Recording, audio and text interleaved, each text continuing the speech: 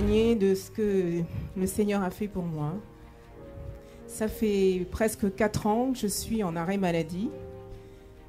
Donc j'ai une maladie, elle part, une autre arrive, elle part, une autre, ainsi de suite.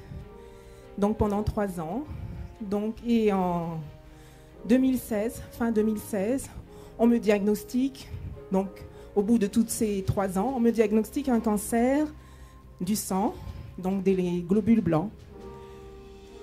Bon, ok, on se dit, bon, on va combattre avec le Seigneur. Il y a une de mes amies qui me dit, elle n'est pas croyante, elle me dit, mais qu'est-ce qu'il fait ton Jésus? Ça fait 3 ans que tu es malade et puis maintenant encore le cancer, qu'est-ce qu'il fait? Mais moi j'avais confiance, je sais que le Seigneur est avec moi et qu'il ne lâche pas ses enfants, il a promis, je ne t'abandonnerai pas.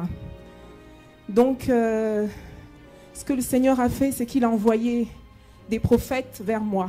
Il y en a un qui est venu, qui m'a dit, tout ce qui t'arrive n'est pas normal, n'est pas naturel. Ça vient de ton village, de ta famille. Et Dieu a envoyé une autre personne. Donc c'est une servante du Seigneur, à 100%, qui a le don de prophétie aussi, et qui me dit, voilà ce que je vois, ce que le Seigneur me révèle, c'est que ta mort est planifiée. Et la date même est prévue. Elle m'a donné la date de ma mort. Mais elle m'a dit, il y a des autels qui te réclament. Des autels qui te réclament dans ton pays. Et ils ont programmé ta mort. Et donc, en fait, Dieu a envoyé ces personnes, non pas pour me décourager, mais plutôt pour me dire, voilà ce qui arrive, je suis avec toi et je te délivrerai. Et donc, en fait, nous avons prié. Nous avons renversé les autels. Nous avons dit, il n'y a aucune condamnation pour ceux qui sont en Jésus-Christ. Nous sommes libérés, Jésus m'a libéré. Aucun autel ne peut me réclamer. L'ennemi ne peut pas planifier ma mort sans l'autorisation du Seigneur. J'avais appelé l'apôtre David Storm, nous l'avions appelé, il avait prié pour nous aussi. Et il m'avait dit, dans 3 mois, on était en janvier, il m'a dit, dans 3 mois, ça sera fini. Et à la fin du mois de mars, début avril, on a fait un scanner. Et le scanner révélait qu'il n'y avait plus de cellules cancéreuses.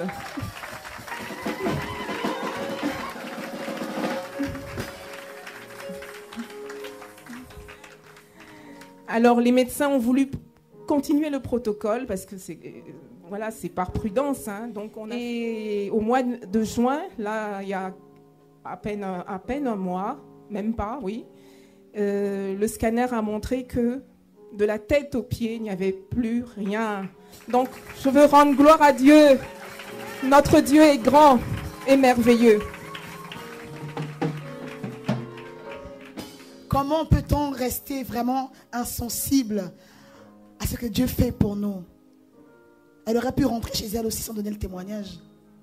Merci en tout cas d'avoir donné ce témoignage pour la gloire de Dieu.